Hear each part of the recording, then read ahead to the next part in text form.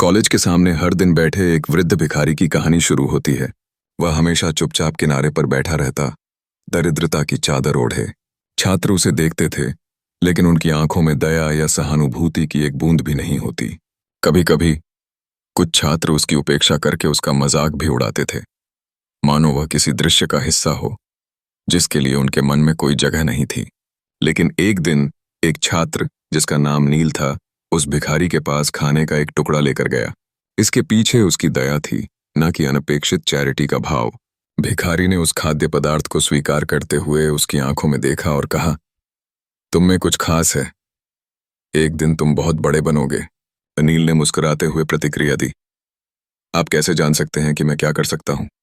भिखारी ने सागर की गहराई में छुपे मोती की तरह अपनी बात की जड़ें खोल दी। मैं पहले गणित का प्रोफेसर था। एक दर्दनाक हादसे में मैंने अपना परिवार खो दिया और जिंदगी ने मुझे सड़क पर ला खड़ा किया, लेकिन मेरा दिमाग अब भी वैसा ही है।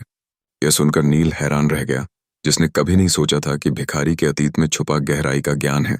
नील ने धीरे धीरे भिखारी के साथ समय बिताना शुरू किया। हर दिन वह उसकी गहरी गणितीय समझ से कुछ नया सीखता।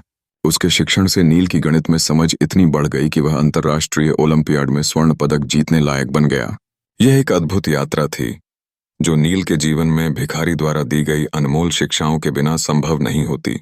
जब नील ने अपने पुरस्कार ग्रहण समारोह के दौरान यह कहा, मेरे गुरु एक सड़क के भिखारी हैं, तो सभी वहां उपस्थित लोग समय के प्रवाह में सोचने को मजबूर हो गए।